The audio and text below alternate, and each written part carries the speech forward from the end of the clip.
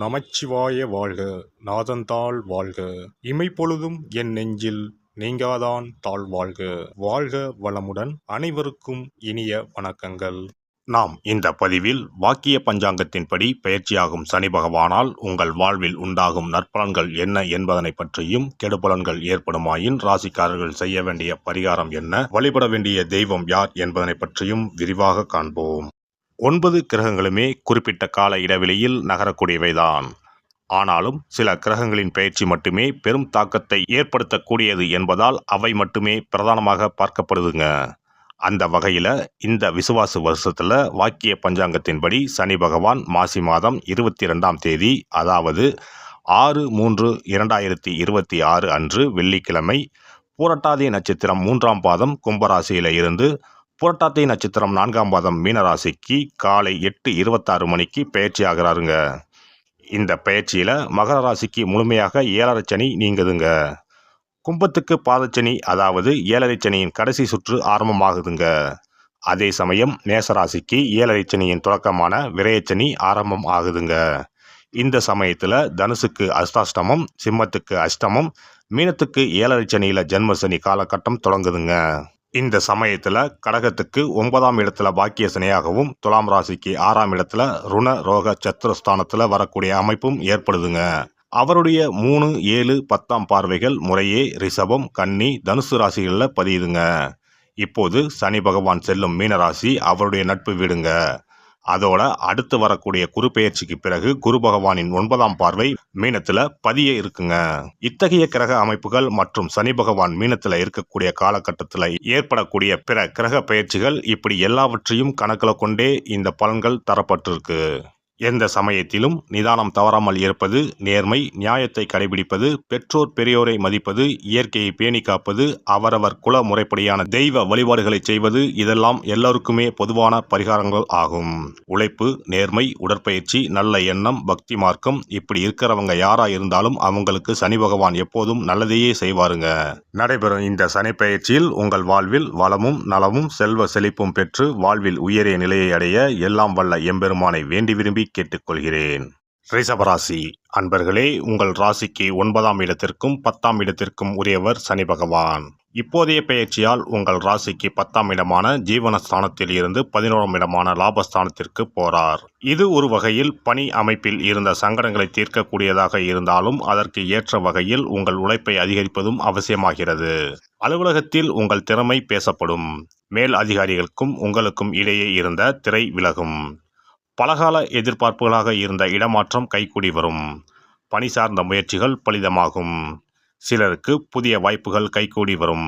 பொறுப்புகள் உயரும் போது அதனை சுமையாக நினைக்காமல் பொறுப்பாக ஏற்று செய்தால் உயர்வுகள் தொடர்ச்சியாகும். சக ஊழியர்களின் பிரச்சனைகளில் நீங்கள் தலையிட வேண்டாம். குடும்பத்தில் குதூகலம் அதிகரிக்கும். அதே சமயம் வார்த்தைகளில் நிதானம் தேவை. வாழ்க்கை துணை வார்த்தைகளுக்கு மதிப்புகள் கொடுங்கள். பெற்றவங்க பெரியவங்க ஆலோசனைகளை கேட்டு நடங்கள். விலை உயர்ந்த பொருட்களை இரவல் தருவதும் பெறுவதும் வேண்டாம். வாரிசுகளை அன்பால் கட்டுப்படுத்துங்கள். பணவரவு சீராக இருக்கும். சுபகாரிய தடைகள் விலகும். அக்கம் பக்கத்து நபர்களிடம் அதிக நெருக்கம் தவிருங்கள். செய்யும் தொழிலில் சீரான வளர்ச்சி ஏற்படும். லாபத்தின் அளவு தொடர்ச்சியாக இருக்கும். நேரடியான கவனமும் நேர்மையும் முக்கியம். கனிம பொருள், ரசாயனம், இரும்பு வர்த்தகத்தில் எச்சரிக்கையான செயல்பாடு அவசியம். அரசியல் துறையினருக்கு முயற்சிகள் பலிதமாகும். முன்னேற்ற பாதை தெரியும். வார்த்தைகளில் கவனம் தேவை. முகஸ்துதி பாடும் நபர்களை விலக்கி வையுங்கள். முன் அறிமுகம் இல்லாத யாருக்கும் ஜாமீன் தர வேண்டாம். பணத்தை கையாளும் போது கவனம் தேவை. பொறுப்பில் உள்ளவங்க அதிக கவனமாக இருங்கள். அலுவலக கோப்புகளை ஒரு முறைக்கு 2 முறை சரிபார்த்து கையெழுத்திடுங்கள்.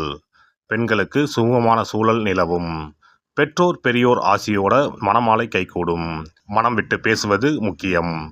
யாருடைய கட்டாயத்துக்காகவும் சுபகாரியங்களில் அவசரம் வேண்டாம். வாரிசுகளை அன்பால் திருத்தவும். மாணவர்கள் மனம் போல உயர்வுகள் பெறலாம். அன்றன்றைய பாடங்களை அன்றன்றே படிக்கிறவங்க சாதனைகள் புரியவும் சாத்தியம் உண்டு. கலைப்படைப்பு துறையினருக்கு திறமைகள் வெளிப்பட தொடங்கும். இந்த சமயத்தில் தலைகணம் உயராமல் பார்த்துக்கிட்டால் தலைநிமிர்ந்து நடக்கலாம். பயணங்களில் வேகமும் கவனச்சிதறலும் கூடாது. இரவு நேர பயணத்தில் புதிய நட்புகளிடம் அதிக நெருக்கம் தவிருங்கள். உடல் நலத்தில் சிலருக்கு மருந்துகளே அலர்ஜியாகி பாதிப்புகளை ஏற்படுத்தலாம். இடது பக்க உபாதைகள் தெரிந்தால் உடனடியாக சிகிச்சை எடுத்துக்கொள்ளுங்கள். ஒருமுறை திருப்பதி சென்று முதலில் தாயாரையும் பிறகு பெருமாளையும் வணங்குங்கள். வெள்ளிக்கிழமைகளில் பக்கத்து கோவிலில் உள்ள சிவன் பார்வதி இல்லைனா மகாலட்சுமி தாயாரை கும்பிடுங்கள். உங்கள் வாழ்க்கை உன்னதமாகும். சிறப்பு தொகுப்பு: சனி பெயர்ச்சியால் ஏற்படும் பாதிப்புகளை சரி செய்யும் சக்தி மிக்க 10 பரிகாரங்கள். சனி பகவானுக்கு உரிய சனிக்கிழமைகளில் விரதம் இருந்து அவரை வழிபடுவது மகத்தான பரிகாரமாகும். இந்த விரதத்தில் மதியம் ஒருவேளை மட்டும் உணவு உட்கொள்ள வேண்டும். இயலாதவர்கள் பழம் மற்றும் எளிய உணவுகளை ஏற்கலாம். சனிக்கிழமை அன்று காலையும் மாலையும் குளித்து சனி பகவானை தொழ வேண்டும். மாலை நேரத்தில் சூரிய அஸ்தமனம் அடைந்த பிறகு சிவாலயம் சென்று வழிபட வேண்டும். விநாயகரை முறைப்படி வணங்கி ஆலயம் வலம் வந்து மூலவர் அம்பாளை தரிசித்த பிறகு நவகிரகங்களை வலம் வந்து வணங்க வேண்டும். சனீஸ்வரரை வணங்கி சனி காயத்ரி மந்திரத்தை 18 முறை கூறி மனதார வழிபட வேண்டும். பின்னர் நல்லெண்ணெய் ஊற்றி 5 அகல் விளக்குகள் ஏற்றி வைத்து வழிபட வேண்டும். சனீஸ்வரர் தனி சன்னதியில் இருந்தால் அந்த சன்னதியின் முன் நல்லெண்ணெய் தீபங்கள் 5 ஏற்றி வைத்து வழிபடுவது விசேஷம். அருகிலேயே கிழக்கு நோக்கி அமர்ந்து சனீஸ்வரனின் சுப அருள் கிடைக்க வேண்டும், சனிதோஷ பாதிப்புகள் அகல வேண்டும் என்று பிரார்த்தனை செய்து வரலாம். இயன்றவர்கள் அன்றைய தினம் மாற்றுத்திறனாளிகளுக்கு அன்னதானம் வழங்குவது விசேஷம். சங்கடகர சதுர்த்தி தினத்தில் விநாயகருக்கு 8 சிதறு தேங்காய்களை உடைத்து நெய் தீபம் ஏற்றி அர்ச்சனை செய்து வழிபட்டால் சனியின் பாதிப்புகள் குறையும். அதேபோல் வெள்ளிக்கிழமை தோறும் அதிகாலை நீராடி அருகம்புல் மாலை சாற்றி அரசமர பிள்ளையாரை சுற்றி வந்து முறையாக வழிபட்டால் சீரும் சிறப்பும் நாடி வரும். தோஷங்களை எல்லாம் போக்கும் சக்தி பிரதோஷ வழிபாட்டுக்கு நன்மை உண்டு. அதிலும் சனிக்கிழமைகளுடன் இணைந்து வரும் சனி மகா பிரதோஷ நாளில் நந்தியையும் ஈஸ்வரரையும் வணங்கி வருவது சிறப்பான பரிகாரமாகும். அப்போது சுவாமி நந்தி அபிஷேகத்துக்கு பால் வாங்கி கொடுக்கலாம். அது மட்டுமின்றி திருக்கோவில் விளக்கேற்ற எண்ணெய் வாங்கி கொடுப்பதும் சிவாலயங்களில் வில்வத்தலத்தால் அர்ச்சனை செய்து வழிபடுவதும் மிக உன்னதமான பரிகாரங்கள் ஆகும். பொதுவாகவே சனி பகவானின் தானியம் எள். அந்த எள் எண்ணெயில் அவருக்கு விளக்கு ஏற்றி வழிபடுவதால் நன்மைகள் பெருகும். சனிக்கிழமை விரதம் இருந்து எள் எண்ணெய் தேய்த்து ஸ்நானம் செய்து சனி பகவானுக்கு உகந்த எள் எண்ணெய் விளக்கிட்டு எள் சாதம் படைத்து சனிக்கவசம் ஓதி வழிபடுவது சிறந்த பரிகாரமாகும். வெள்ளிக்கிழமை இரவு எள் தானியத்தை கரும்பட்டு துணி அல்லது கருமை நிற காகிதத்தில் வைத்து மடித்து தலையணைக்கு கீழ் வைத்து படுத்து உறங்கவும்.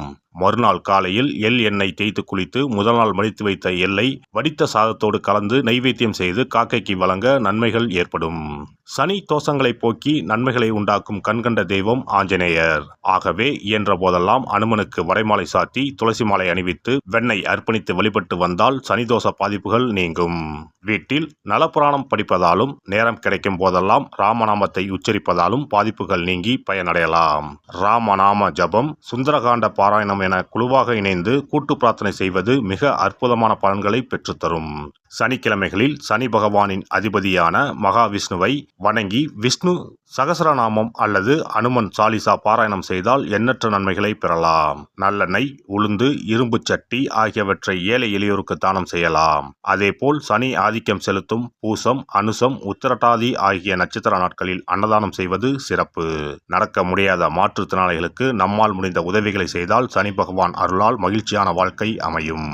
எல்லாம் வல்ல இறையருளால் நீங்களும் உங்கள் அன்பு குடும்பமும் உடல் நலம், நீலாயுள், நிறை செல்வம், உயர் புகழ், மெய்ஞானம் ஓங்கி வாழ்க வளமுடன். இந்த வீடியோ பதிவு உங்களுக்கு பிடித்திருந்தால் லைக் பண்ணுங்க, கமெண்ட் பண்ணுங்க, ஷேர் பண்ணுங்க, மறக்காம சப்ஸ்கிரைப் பண்ணுங்க, பக்கத்துல இருக்கிற பெல் பட்டனை கிளிக் பண்ணுங்க. நன்றி, வணக்கம். ஓம் நமச்சிவாய. சிவாய நம.